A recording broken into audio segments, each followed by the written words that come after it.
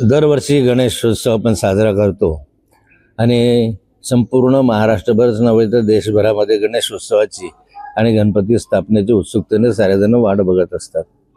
आमच्या इथे गणपतीचं या ठिकाणी स्थापना झालेली आहे। दरवर्षीप्रमाणे यावर्षी उत्साहामध्ये साऱ्या सहपरिवार सहकुटुंबासह या ठिकाणी आम्ही स्थापना केलेली आहे। गणपती हा विघ्नहर्ता आहे, सर्वांचे विघ्न दूर करणारा आहे आणि मी गणपतीला या निमित्तानं प्रार्थना करणार आहे की या देशावर या महाराष्ट्रावर कृपा कर।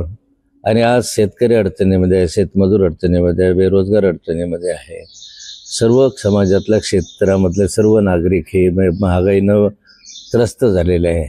अशा कालखंडामध्ये त्यांना दिलासा मिळावा, त्यांचं संकट दूर व्हावे या दृष्टिकोनातून आम्हाला आशीर्वाद द्यावा। व आरक्षणासाठी जरांगे पाटील पुन्हा अंतरवली सराटीवर निघालेले आहेत।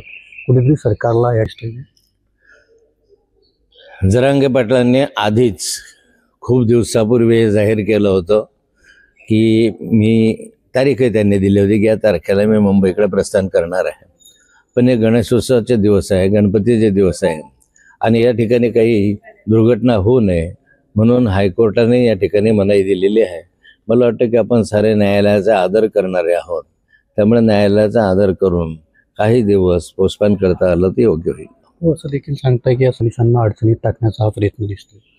नाही, सरकार येतात, सरकार चालतात, मागण्या अनेक वेळा नवनवीन मागण्या येत राहतात, त्यामुळे सरकारला अडचणीत आणणं किंवा सरकार अडचणीत येणं हा विषय नसतो। सरकारच असतं, कुणाचंही असो। हे जास्त समस्या त्यांना सामोरं जाण्याचं काम सरकार नेहमीच करत असतं।